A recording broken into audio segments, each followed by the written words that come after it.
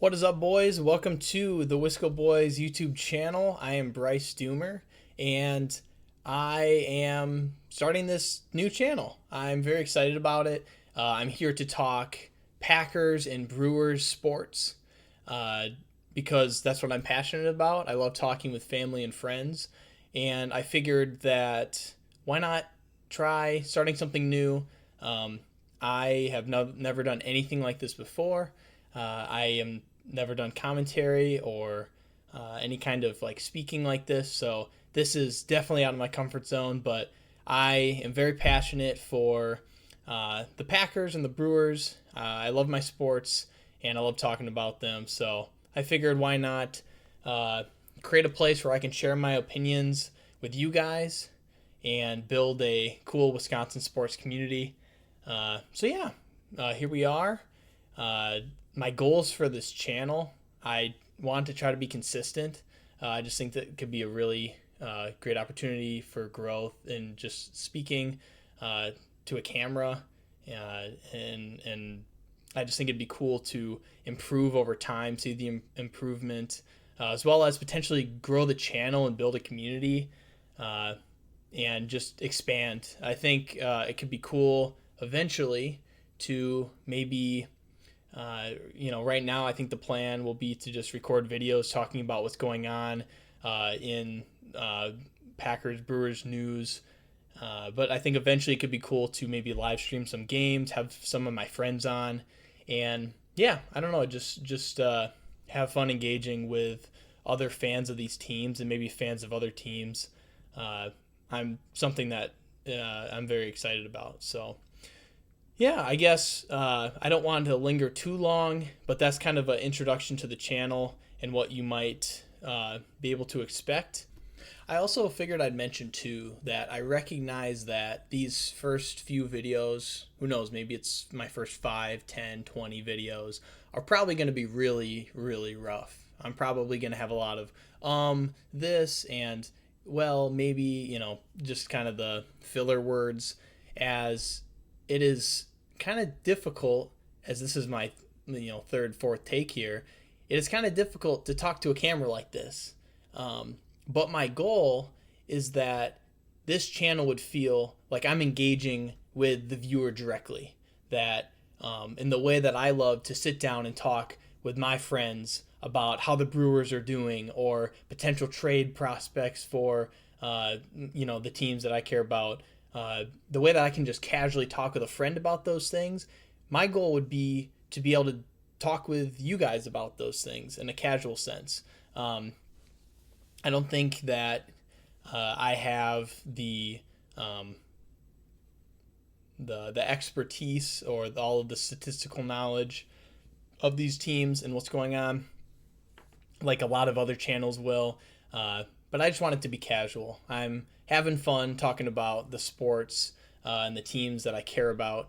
I wanted to talk about where the Brewers are at right now. And then eventually I want to talk about Packers, as we're pretty heavily into training camp, going to be entering the preseason here. And we're going to start off with the Brewers, though, as the Brewers have kind of established themselves as the best team in baseball, which is extremely exciting. I know for a while there they were kind of neck and neck with the Dodgers, and we had kind of passed them at one point, but I think a few games later they were back in the lead. But with the Cubs having swept the Dodgers and them losing a few other games, the Brewers have kind of established a nice lead on the Dodgers. I'm just pulling up the standings here, and it looks like currently the Brewers are at 74 and 44, whereas the Dodgers are sitting at 70 and 48. And actually, I didn't even realize this until I'm looking at the standings now, but the Braves have actually passed the Dodgers as well in the National League. And so currently the representatives for their respective divisions, you have the Braves leading the East, the Brewers leading the Central, and the Dodgers the West. Brewers in first, Braves coming in at the second seed, and then the Dodgers with the third seed. And so that is definitely very exciting. I know last year Brewers finished the regular season with the best record in baseball, and it's just exciting to see them back there. I know entering into the season, you lose Freddie Peralta, you lose some other key pieces, and you just kind of don't know, is this team going to be as good as last year? I think a lot of us thought that we were going to see some regression from the Brewers, but we are currently at 74 wins, and when we had hit 70 wins, that was the fastest the team had ever reached that milestone in franchise history. So it has been a really great season for the Brewers, but even just a testament to how well the National League is doing across the board. I mean, the fact that we are at a franchise best right now, and you still have the Dodgers and the Braves right on our tail, and even the Cubs in our own division. I know that right now we're at 5.5, but I think just a few games ago we were at 4.5. The Cubs have been on a hot streak, so I think that this race is far from over. The Brewers are they're leading the division, they're leading the National League, and even just the MLB in general. But we still got a long ways to go. There's probably a month and a half left of baseball before we hit the postseason. What do I think this team can do? Can they keep this going? I think they totally can. We do have a tough stretch coming up with playing the Padres and then the Dodgers in a 4-game series. I think we're going to probably feel either pretty good or maybe starting to get a little nervous after that Dodgers series. I'm hoping that we can split that series at least. You'd like to split it at the bare minimum. You'd hate to go 1-4, 1-3 in those games. I mean, goodness, if we go 0-4, it's gonna feel like the sky's falling. But you'd love to, or you'd like to at least go 2-2 there, because the Cubs aren't going to be dragging far behind, and if we could win 3 of those games in that 4-game coming up against the Dodgers, I think we're going to start feeling pretty good about where we're going to end up when October rolls around. But yeah, I think the Dodgers, they are a team built for October too. I think they just need to get into the race. But for the Brewers, I really think we need one of those top 2 seeds. I do not want to get bounced in the first round. I will be very nervous if the Cubs pass us up, or if the Braves and the Dodgers end up passing us and we end up having to play in that wild card round. I'm not going to like that. So I'm hoping the Brewers can stay strong here. But, I mean, things are looking pretty good. We're sitting, obviously things can change really quick with a few losses and other teams winning. But I like where we're at right now. So Brewers, best team in baseball. Did we regress from last year? No, you could argue we've been better. I think Mizorowski stepping up, Cy Young leader for the National League, just some of the young guys stepping up, and we're going to talk about that. I just think it's been a very exciting year so far, and I'm very excited to see where this season goes. Speaking of the young guys, I want to talk about the trade deadline. Huge part of the season that just passed by. Obviously, a lot of rumors going on with Tariq Skubal and some of those other pitchers available, some of those bats available. I have mixed feelings about the trade deadline. Am I upset that we didn't get Tariq Skubal? No, I'm not upset. Am I upset that the Dodgers got Skubal? I'm definitely disappointed. Especially because it felt like what they were asking from us was a lot of, future talent that could keep this team going. But then you look at what the Dodgers gave, and I don't know, it just feels, and I'm sure, it's more complex, but it just feels like the Dodgers had to give up peanuts, and we would have had to give up. Like, I think there was some talk going on that the Tigers wanted Made and Pena, and I'm just thinking like, in my eyes, Made has got to be untouchable. You got the number one overall prospect in baseball. I don't see how you give him up. I feel like you've got to hold on to him. I don't think he's going to make his debut this year, which is too bad. I just think maybe it's the youth, but he is absolutely killing it in the minors. And I am very, very excited for when he gets elevated to the starting roster. He is going to be a star. I'm so excited for that. But yeah, I think the Brewers making it clear that Made, Luis Laura, Cooper Pratt, and then also Logan Henderson were kind of in that no trade area. I think that's smart from the Brewers.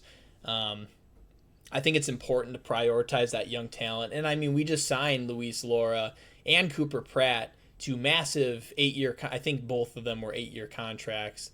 I think Pratt was 8-year, $80 million, around there.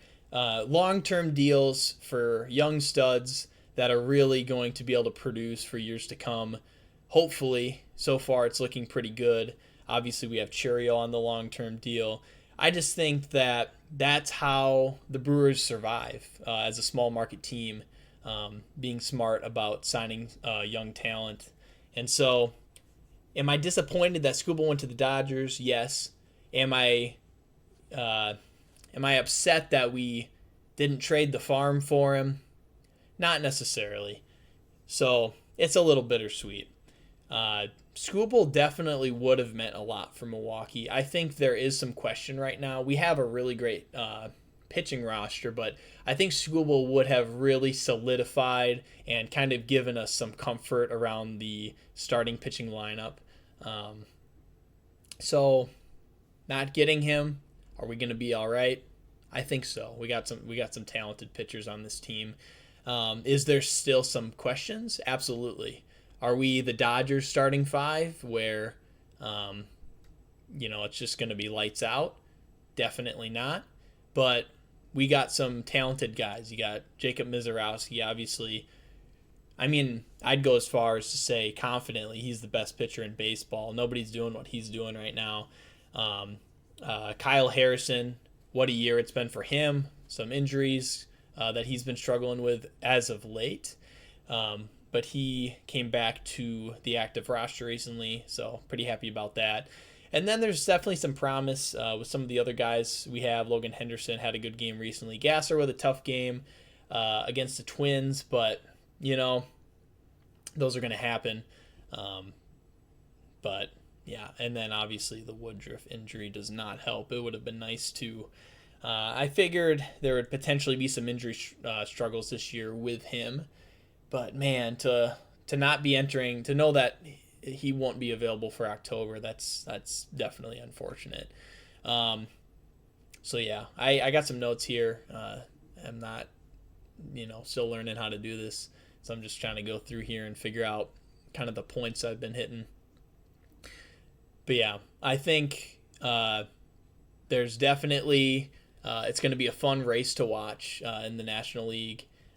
The Cubs have just been so hot. It's crazy how well the Brewers are doing, yet I still feel the threat of the Chicago Cubs. They're such a talented team. They are going to give us a run for our money. This is going to go to October to decide which of these teams is going to represent the NL Central. But yeah, we'll see. We'll see what happens. I think there's a few series coming up for the Crew here that's going to determine. I think the consensus from Chicago fans is that they'd like to get this this lead down to only 3 games behind entering the series where we play against them, and then they can really do some damage potentially. But hopefully the Brewers sitting at 5.5 ahead of the Cubs right now. Hopefully we can keep it around there, maybe extend should there be an opportunity to do so. But yeah, I mean, I think the Dodgers are falling behind. They're kind of having that that mid-season slump that we saw last year when the Brewers uh, uh, swept them in the two series. I mean, I think that was all-time high hype last year. So are we seeing that again? They just got swept by the Cubs. I don't know. We'll see what happens with the Dodgers. My assumption, they'll get back on track. Um, do the Dodgers need to finish first or second? I don't think so. I think they'll enter the wild card pretty confidently should they have to do that. But do I think they're going to be wild card? Not really. I think that my prediction would be that the Brewers go first overall. Um, you gotta root for the home team. Definitely some rooting for my team there. But I'm predicting that the Brewers end this first overall. I'll call the Dodgers second, the Braves third, and then I'll probably put the Cubs at that first wild card spot. I don't think there's really any question as to where the Cubs will rank if they're in the wild card. I think they're definitely that top spot. But you never know. They could overtake Milwaukee. That's just not where my money's going. Next up, we're going to talk about the Packers. Obviously, we are in what some might call peak baseball season, but we are entering a very exciting time for football season with the Packers well into training camp. I've been doing some traveling recently, so I have not been able to follow training camp as much as I've been following it in past years, but there's definitely excitement building for this season. And I have some overall thoughts that I wanted to talk about around training camp, but also just this roster entering the season. We had a lot of changes in the offseason, and I'm just excited to see what this year's going to look like. The first thing I wanted to touch on was the wide receiver core, because last year it was such a question as to what this wide receiver room is going to look like. You had so much talent in that wide receiver room, yet there was just such a question mark as to, well, who's going to be the number one, who's going to get the reps. You had Christian Watson, and he was, there's the injury concerns there. You got Romeo Doubs, who had, been solid, but, there's always, I feel like, a little bit of uncertainty with Doubs. And then, of course, you have Jaden Reed, you had Dontavian Wicks, and then you draft the first overall, Matthew Golden in the draft. And so and there was plenty other receivers even beyond that, Savion Williams and many more. So I feel like last year we just had such a wide group, and nobody really had stepped forward as those that elite established core of wide receivers. And I feel like this year we are seeing kind of a defining of what that wide receiver room is going to look like. I feel like we, with letting Dobbs go in the offseason, maybe some people were upset about that, didn't think that was the right move. I think that was completely the right move. I don't think the re-signing made sense. I always had some, and don't get me wrong, Dobbs produced well for this offense. Dobbs came up in some big moments. He didn't show up in some moments too, but I think letting him walk was okay. I think trading Dontavian Wicks also was fine. I don't want to be mean here, but I used to joke with my friends that Dontavian Wicks would lather his hands in butter before going out onto the field. The amount of drops, oh my gosh, it was so frustrating. But you can't deny, very talented wide receiver. Came up clutch in a few moments. Some really good plays there. It was either just like unbelievable or just dropping so many balls in a single game. It was so frustrating. But yeah, anyways, you let some guys go, and you feel like this wide receiver room is starting to get an identity. You re-sign Christian Watson. There's some people out there, they say, oh, big overpay. My consensus from the Packer fans is that we're pretty happy about this. I think, obviously, if you look at the numbers, just across the season, it probably doesn't make sense, but Packer fans know how talented of a receiver Watson is. To have the size that he has, along with the speed, with being such a deep threat, he is really a unique receiver in this league, and I think injuries are the biggest concern with Christian Watson. I think I don't really question the ability with him. It's just the availability that I get concerned about. So, is Christian Watson going to stay healthy this year? I don't know. If he does, do I think he's going to have a big year? Yes. Do I think he'll be wide receiver one if he's healthy? I think so. I think he's talented. I think he probably is the most likely pick to really establish himself as wide receiver one. Next, obviously, we have Jaden Reed, really solid play action receiver. I really like Jaden Reed. I think he's been really solid for this team. Obviously injured for quite a bit last year, but came back and contributed a good amount.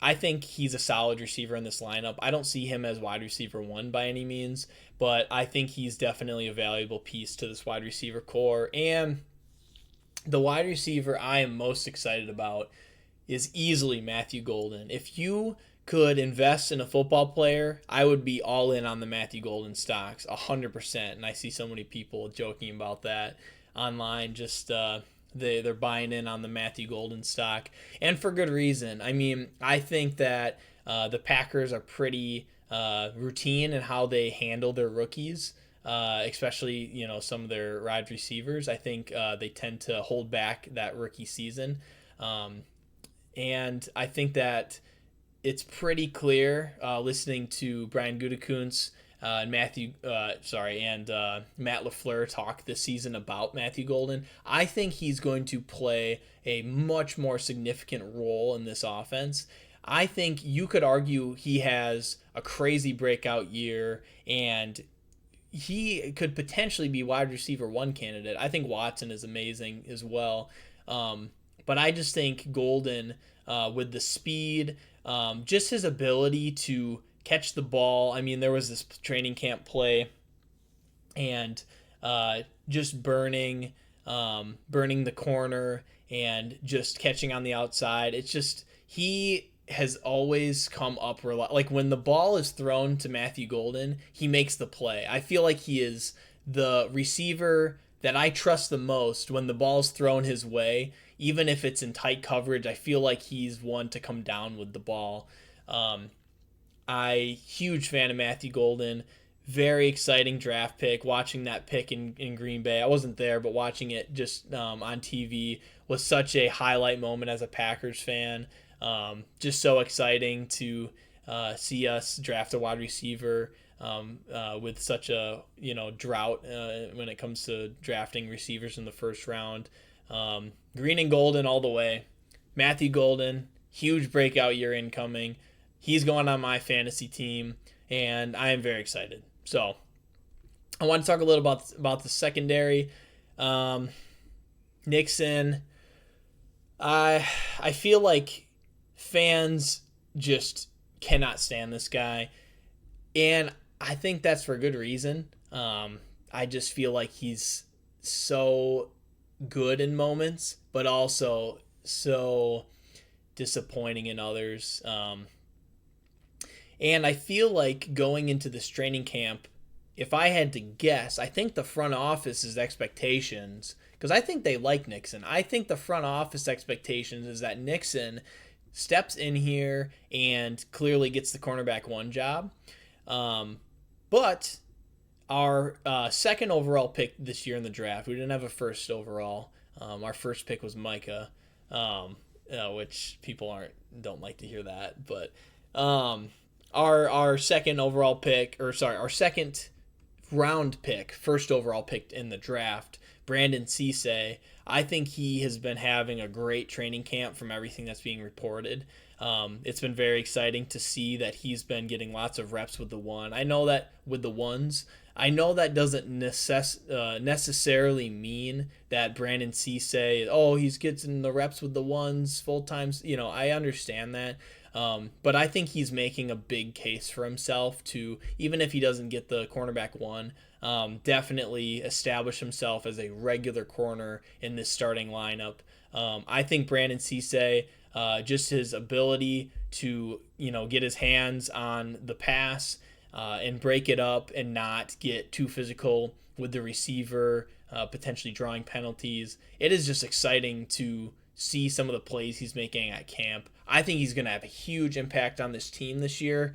I hope that they utilize him well. I think that the secondary kind of scares me for this team. Last year it really did. I think the only reason that the secondary does not get picked apart as often as it does is because our line is unbelievable. I think that they put a lot of pressure on the cornerback, and that makes things easier for the secondary. And so I think that's going to be a strength again this year. So to put a guy like Brandon Cisse in the secondary, I think that's just going to make our defense even stronger. Where the line isn't able to put as much pressure on the QB, it gives me confidence knowing that a guy like Cisse is guarding the receivers. So, moving on, I wanted to talk about one person in particular, QB1, Jordan Love, entering his 4th season as a starter. I just wanted to talk about expectations for him this year. I think that this is going to be a big year for Jordan Love. I think that he gets a lot of disrespect in the league. People don't look at his career holistically. I think he is a very, very talented thrower of the football. I think he is going to have he's going to have a big year. I think he's dealt with so many injuries, whether that be himself, his wide receiver core. Tucker Kraft going out last year, just the rotation of receivers. I think this year, 4th-year starter, really established into this offense. He's finally got his wide receiver core. Tucker Kraft will be back. We'll talk about that in a little bit. You got Watson, Reed, and Matthew Golden. I just think that it's going to be a big year for Jordan Love. I think that he's going to take some steps forward. I think he is going to definitely make a run for the playoffs this year, and I think he can get us past the first round. Even just looking at his performance last year in the playoffs, 4 touchdowns, 0 interceptions. What more can you ask for him? I know there was moments where it's like, oh, he needed to show up here.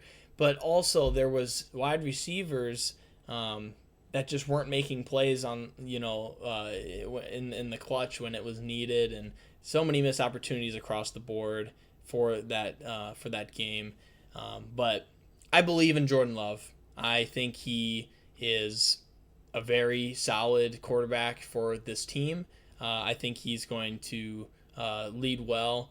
I think he's got his established receiver core. Back with Tucker Kraft. I think this is going to be a big year. So I'm definitely excited about that. But there are concerns I have, which moves on to my next points. My main concern with this Packers team is the offensive line. The injuries have definitely been really tough. Just the inconsistency last year with center. And some of the lack of playmaking on the O-line, the lack of pass protection is definitely a concern. I hope that they were able to address that, whether that be guys healing up in the off season, getting themselves healthy for this year, or some of the talent that they've added.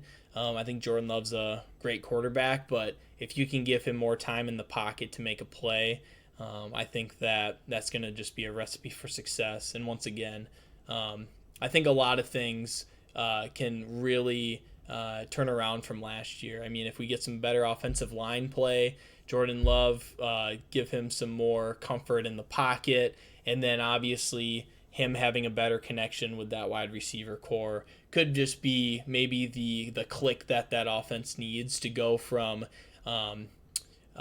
you know, very talented in certain moments to consistently producing. I know last year there was several games where it was just like, man, these guys, you know, they're what's going on today, you know, and then other games they were, you know, they were just killing it on offense. So that's easily my biggest concern. Some other concerns just with injuries, the two that I want to talk about. Obviously, the biggest one, Micah Parsons, arguably, besides Jordan Love, and maybe even just overall, the best Green Bay Packer player that we have. It is sounding from the reports that he is going to be making a return in week 6 at the earliest against the Cowboys. I would love to see him play in that game. I hope it happens. I don't know if it will.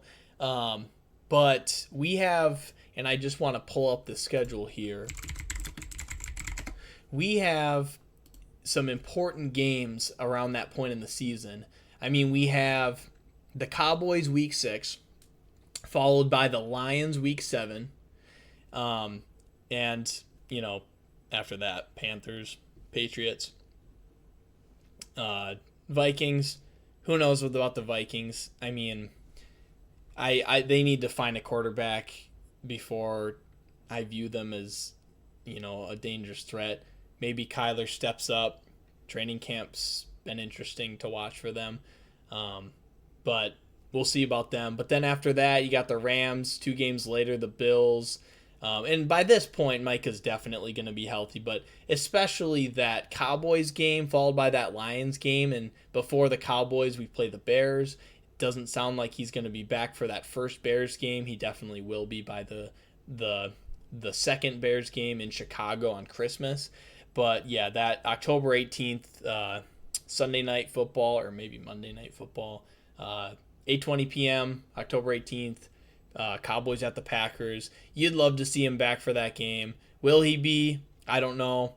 You'd hope he'd be back at least by the Lions in week 7, but I'd love to see him by the Cowboys. And he's just a freak of nature. I think he's going to be back. I know that he wants to probably play in that game more than even us diehard fans. So I think he's going to be giving it all he's got and just rehabbing and getting ready for that. So, yeah, we'll just hope for the best in his return from injury. And speaking of returning from injury, Tucker Kraft is looking like he is going to be starting the season week 1 against the Vikings in Minnesota. Tucker Kraft looks great. He, everything I've heard about him, from the coaches, he looks good. He feels good. He is just excited to start this season. Obviously, I think he might be one of the more important pieces for this offense. I mean, Yak Merchant, Tucker Kraft, he does so much. You send Christian Watson and Matthew Golden deep down the field, open up the middle, check it to Kraft, and then he can just do his damage, get an extra 20 yards. I mean, he is so important for this offense. And you just saw I think that Steelers game, didn't he have like 3 touchdowns? Maybe I'm way off on that, but he had a monster game nonetheless. I don't, regardless of how many touchdowns he had, but he is so important to the offense. I'm glad he's back week 1 against the Vikings. Jordan Love, the connection with him, it's gonna be big. So, yeah, I mean, I think this team's gonna look good. I want to do some record prediction video, not playoff prediction yet. I think we're gonna make the playoffs, but I want to do record prediction, maybe stuff like that in another video. So that is all that I have to talk about for the Packers right now. But yeah. So this was really interesting for me. Even like recording this video, I feel like I kind of reached a point of a little bit of comfort. So if anyone made it to this point in the video, I really appreciate you watching. I don't know if I rambled too much. I am just here to just give this a shot. I'm recording. I'm not thinking too much about it. Obviously, if it sucks, it's too bad. I'm going to re-record, which I've already done a few times. But, I mean, my goal here is to just practice. These first couple of videos might be mediocre, but if anyone's made it, thank you for getting to this point in the video. Probably only a few friends that are going to be watching these early episodes, but if anyone is watching, please feel free to subscribe, comment down below. I would love to engage with you guys. Put some comments down there. Where do you guys have the Brewers finishing this season? Do the Cubs pass them? Do they hold strong? Do they lead the whole National League? Do they finish with the best record in baseball once again? What are your concerns for the Packers? What do you think that this season's going to look like? How are you feeling about training camp? And maybe, I don't know what I should talk about next in future videos, any stuff like that. But I just really appreciate anyone who checks out this channel, engages in the content. I'm going to try to respond to all comments and engagement with the channel. But yeah, I think that's all we have for today. In the first episode of Wisco Boys, very excited to get this thing started. Lots of ideas down the road. We got a white wall background right now, but I got so many fun ideas. I'm such a big Wisconsinite. Down the road, I just would love to do so much with this channel. Have some friends on. And who knows what happens with this. If at the worst case scenario, and this isn't even a bad situation, nobody watches this except for a few people, and I get to have some fun conversations with you guys about Packers and football and Brewers baseball. At the end of the day, I'm happy with that. I get to practice talking to the camera, and that's a fun time for me. So I'm rambling. I'll see you next time. Have a good one.